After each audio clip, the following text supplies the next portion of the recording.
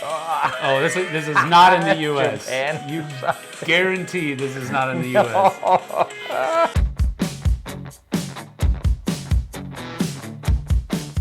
Hey, folks, welcome to the Dice Tower. I'm Sam. I'm JT. And this right here is our bottom 5. That is to say, our numbers 10 through 6 of our top 10 of our heavy games. Now, we determined to make heavy games mean anything 3.5 complexity on Board Game Geek or higher. Yep. So all the way up to the top, which is 5.0 on the complexity rating for BGG, anything between 3.5 and 5.0. That's a pretty big field. Yeah, There's a pretty big field. There's a lot of stuff in there. At a certain point, everything that was on my screen were war games. Traditional war games. Every single one. And I do mine to show me 100 games at a time. And I was like, well, that's all war games. Oh, no, wait, there's like one or two that aren't war games, like at 12 or 13 pages or something like that. And then after that, I went all the way to 15 pages and then I stopped. Yeah. And I got a whopping 17 games out of all that. Nice. Just 17. Not that I've played, but that... That's 17 you want to play? Given the chance, I would play again, you know? So... I think if I had my choice, and if I had the right gaming group, not that I don't love my gaming group, but if I had my choice and I had the right gaming group, I could play 80% of my plays I would like to be here and above. Yep. In these ones. These are my favorite games for sure. This is definitely JT's bread and butter. This is why I just like that. He loves the games. Yeah. I don't dislike them. I'd rather not feel like I just got off work after I finish a game.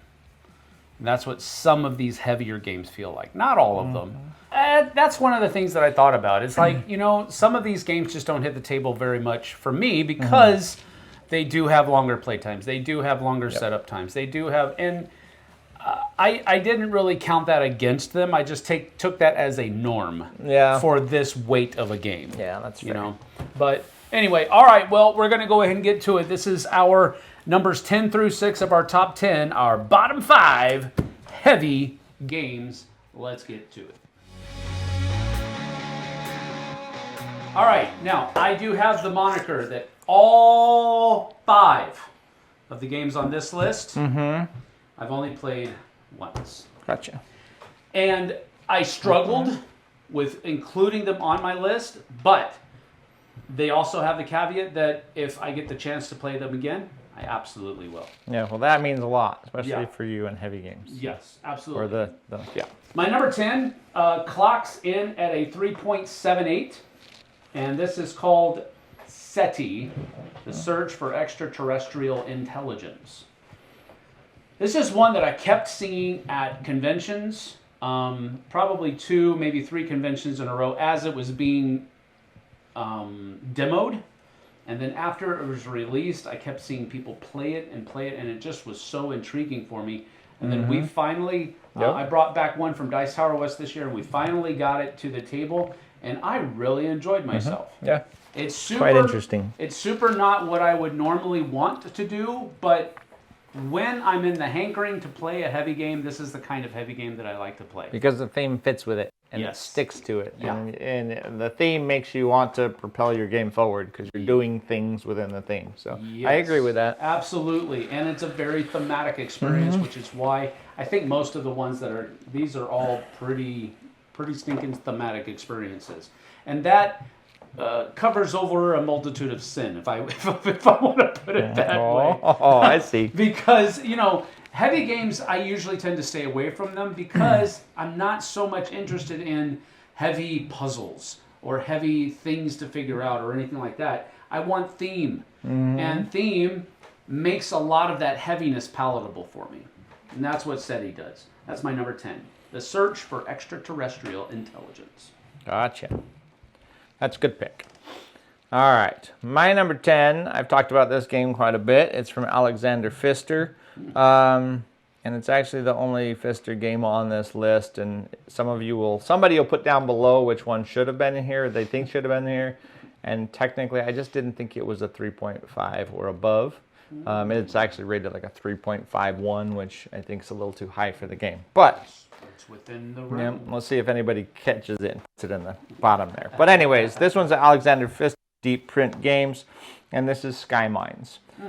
Sky Mines is a re-implementation of Mombasa. I think Sky Mines is much more beautiful of a game. I really like the cards. But in this one, and I talked about this a lot of times, but you are playing cards out of your hand, and you're playing those cards for the resources. And you start out the game, you start out with up to 3 cards, or you're playing 3 cards on your turn, and then you're adding up the resources that are on there. So if I play 2 titanium cards and 4 titanium, and then I have 1 specialist or whatever else, those can do different things worker placement wise or action selection wise, I suppose, as well. It's both. To get you new cards to add to your hand, to give you more resources, to give you upgrades for your board. Anytime you can upgrade your board, I like that a lot.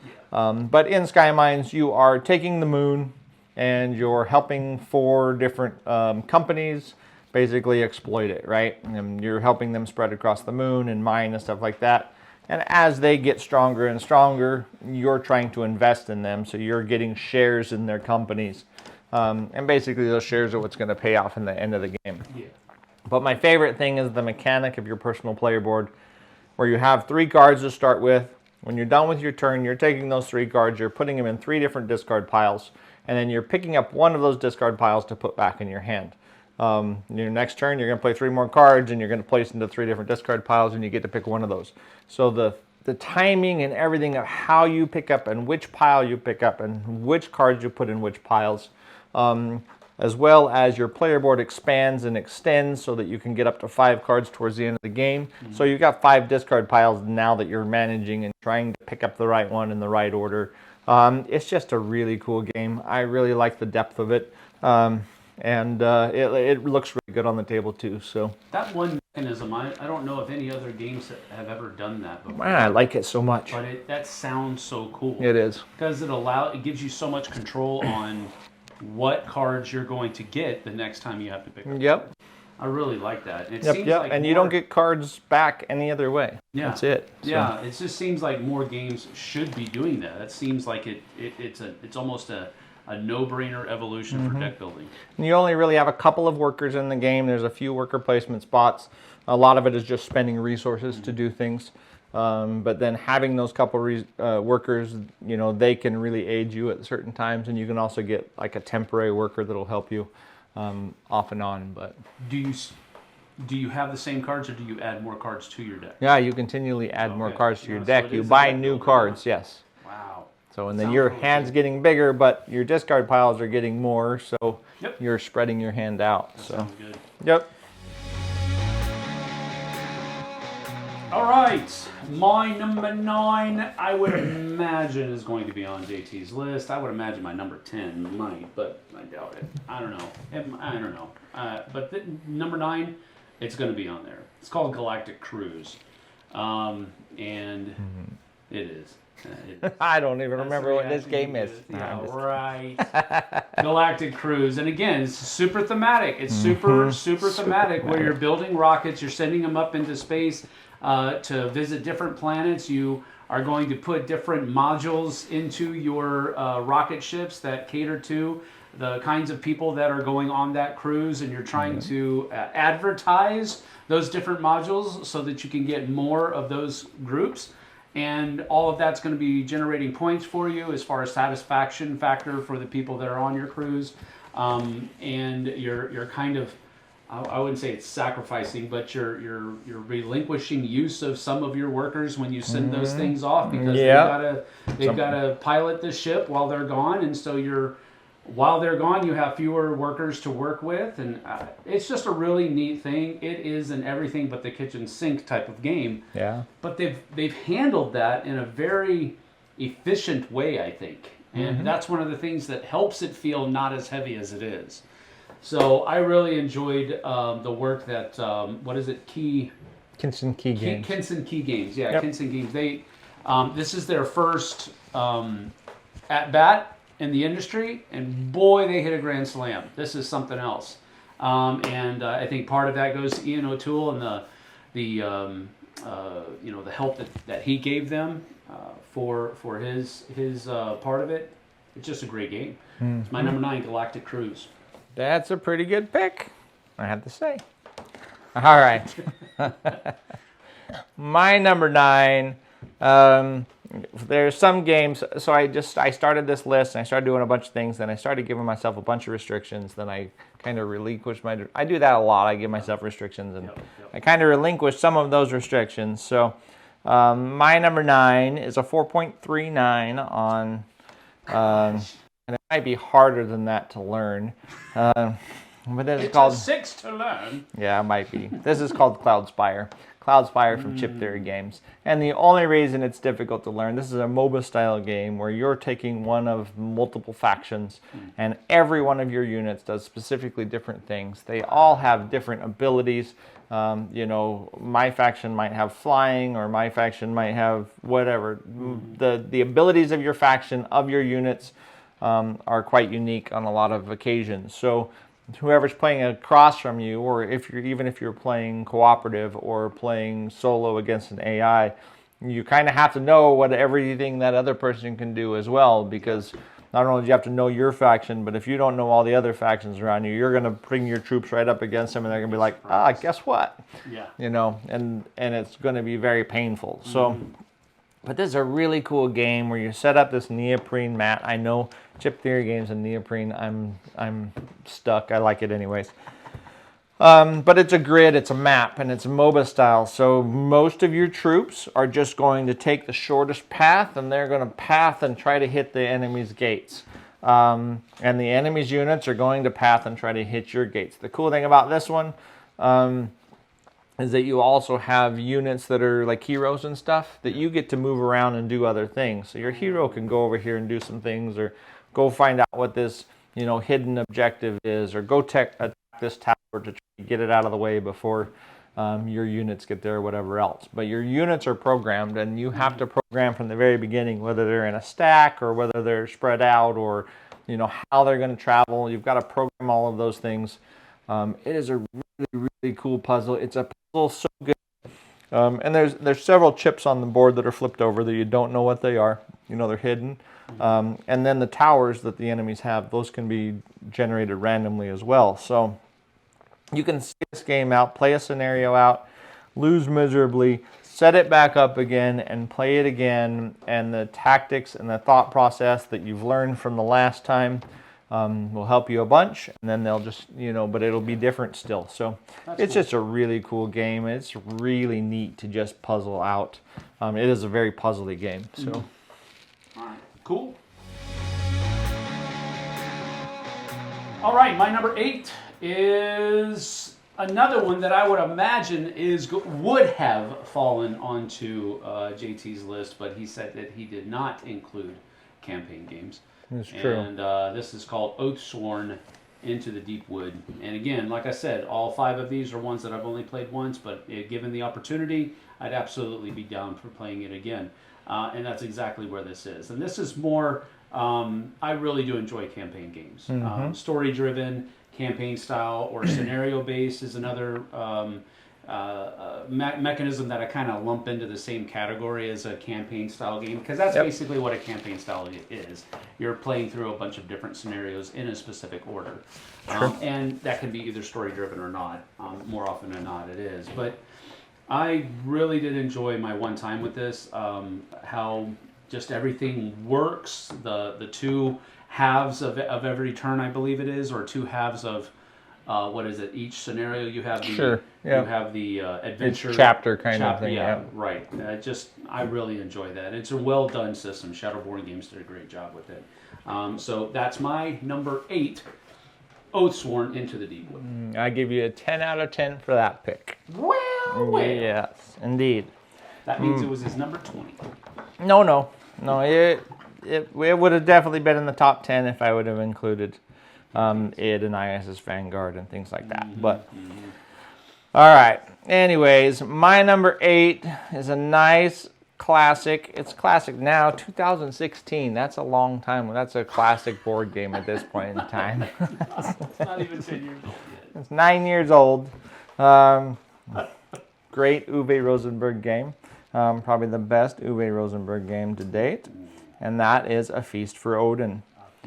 In A Feast for Odin, you are taking your Vikings and you're putting them out on the board. You're setting them to do all kinds of things. There are a lot of work replacement spots in this. Everybody always says there's 64 spots or whatever, 62 spots. And I just correlate it to there's 16 different lines and they all have different spots. But if you're going to go fishing, you can fish with one worker or you can fish with 4 workers. And the 4 workers are obviously going to be do more in that one action. But that one line has 4 different actions in it, right? Mm-hmm. So if you break it down that way, your thought process is I'm building ships, or I'm going fishing, or I'm smithing, or I'm raiding, or whatever else. The board starts out with a big empty grid, and that grid has a bunch of negative points on it, which really don't matter. So you're trying to fill it up with food and wool and linens, and you got tiles that are blue and green, and those blue and green tiles have different placement things on your map that you have to deal with. Right. There's also bonuses on your map that if you surround them completely, then it becomes a income for you. So there's all kinds of cool things in this game. It is a great worker placement game, one of the best out there for sure. So that's my number 8, A Feast for Odin. As a Viking fan, I wanted to include this on my list. I have only played it once. It was a 2-player version, but as I was thinking about it, I couldn't remember anything. Yeah, I couldn't remember. I remember the amount of places that are out there. And I remembered the discussion that we had about that at one point, where you basically gave me the same explanation that you just said about how if you break it down into what you're actually doing on all, it's not as daunting. And that's all I could remember. I couldn't remember my actual play of it, and so that's why I didn't include it. But and that's how you should teach it too, in that line, in that thought process. Yep. That'll help a little bit. Yeah, I couldn't remember much about my play of it, so I didn't include it, but I'd definitely be down for playing it. I don't think we've played this together since 2020, probably, maybe 2021. It was a while ago. Yep. Okay, my number 7 is, again, a game that I've only played once, and it was right after JT got his copy of it from the Kickstarter pledge. Or a crowdfunding pledge. I don't know if it was GameFound or a Kickstarter, but this is called Scarface 1920. Scarface 1920 is a beautifully thematic and aesthetic game. And the reason I say it both of those ways is because it looks really good and the components are really nice and it's super thematic on top of all of that. It's one of those things where you're going to be taking your own asymmetric gang of mobsters. Yep. And you're trying to run your business in New York. Chicago, sorry. That's okay. I said that same thing once. Yeah. When you while everybody else is trying to run their business in the same areas, and you're trying to set up your neighborhoods and your houses and your bars and all of this other kind of stuff, and pay off the cops and do all of this kind of stuff. It's a very thematic game, and I love the asymmetric quality of all of the different gangs or groups of mobsters that are in it. So I really do enjoy this one. I've only played it once, as I've said, but I'd absolutely be down to playing it more. Well, I just got the expansion in a couple of months ago, or a couple of weeks ago, like 3 weeks ago. Yeah, I know. Bloody Business, yeah. I picked that up for you. A couple more factions. Oh, yeah, that's right. Break of a box, bro, I know. That's right. So anyway, that was definitely be down to playing that one again. So yeah, that's a good one. That's my number 7, Scarface 1920. All right, my number 7 has slipped over time. Putting it next to all these other games, maybe it's for whatever reason, it's slipped slowly but surely. Obviously, it's 7. It's my number. No, it's my number 7 in my heavy games here. And like I said, this list could be fairly long, but and that's Brass Birmingham from Martin Wallace and Roxley Games. 3.87 on the Geek. In Brass Birmingham, you have a hand of cards, and in your hand of cards, you either have location names like Birmingham or I can't even think of some of the names right now, but all of old England, little town centers and stuff like that. Or you have types of businesses that those would be, whether it be a manufacturing or coal or whatever else. And you're looking at a map of England, or of not even England, it's London or Birmingham, yeah. But you're looking at this map, and Birmingham, that's what it is. and you're basically setting up railways or canals, depending on which area you're in, but you're setting up these connection points, travel points for goods to be sold to the ports, building coal mines and iron mines, different things like that. The interesting thing about this game is everything is interconnected. So if my coal mine is connected to the rail systems and somebody else needs to use some coal, then they have access to my coal mine and they can use it up.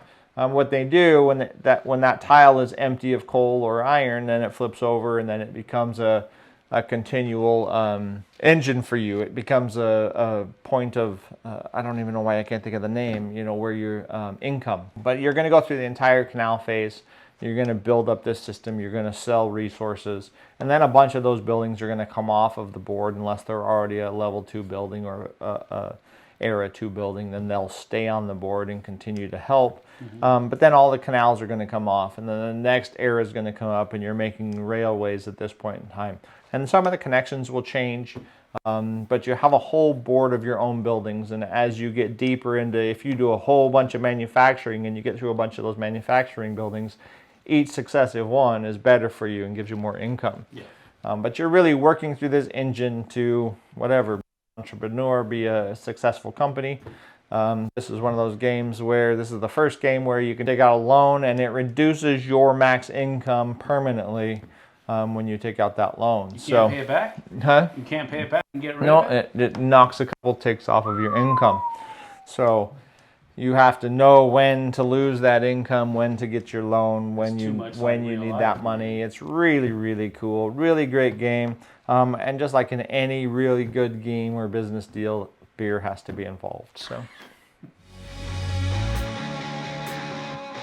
All right, my number 6 is a game that I actually traded to this guy because I figured if I'm ever going to play this game again, it's probably going to be with him anyway. Indeed. This is called Ezra and Nehemiah. Nice. I am drawn to this game not because of its heaviness, but I think wasn't this touted as one of the heavier games that they came up with? Yeah, it's pretty heavy for sure. But I don't even know what the weight of it was. I can't remember now.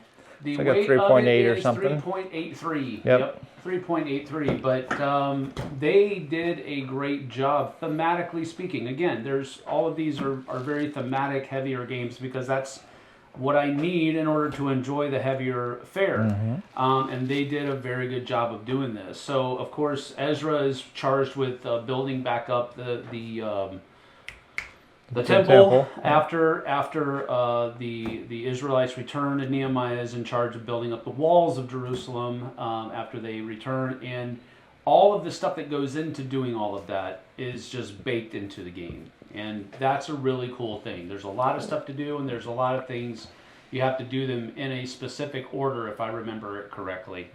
Well, it depends on what you're doing. But yeah, you can work on any of the different ones. But you have to kind of do everything in some effect so you can get materials from repairing the walls or clearing the rubble so that you can do other things. Very procedural. Yes. That's the word. Yep, that's a good way to put it. Very procedural in this game, and it really kind of makes sense. And that's why I enjoyed it. The theme is something that I'm also beholden to as well, but I really enjoy this game. And I figured, he really liked it.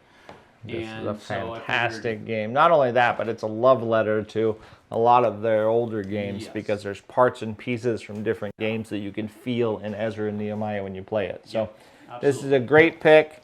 I didn't put it on my list, but you'll have to find out why in my next half of this list over on the flip side. So, all right, well, that's my number 6, Ezra and Nehemiah. It's a fantastic game.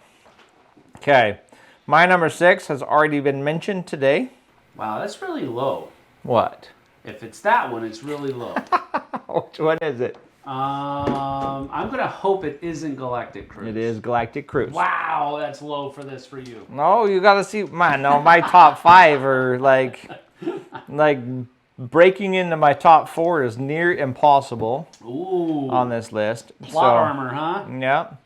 All right, that's right. So my number 6, Galactic Cruise from Kinston Key Games. Everything Sam said about the game, it's a very interesting worker placement game. Now, there are only 6 spots on the board, which is really cool because there's 2 actions at each of those 6 spots. And those 2 actions can either be a base setup, or you can randomize those 12 actions across the 6 spots and really have to manage and think of where you're going. You have in this one, you have your own player board. When you place a worker out there on the board, if these pieces are, these cog pieces, or I can't think of what they're called, but they look like a big cog, a big nice chunky wooden cog.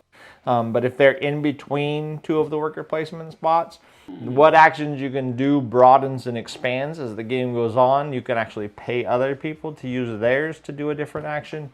There's this, it's just fantastic thought process in this game. Everything Sam said plus some. I really think this is an amazing game, and it's not going anywhere. So that might be my last one on this list. My number 6 is fantastic. Very good. All right, well, that's that. That is our bottom 5 heavy games, 3.5 complexity or higher on the Geek. And what you can do right now is use the link that's in the description below. And go check out our top 5 heavy games over on the Flipside. That's where we usually do most of our content. So we'll see you on the Flipside, folks. Thanks for being here. Take care. Always play games. Always.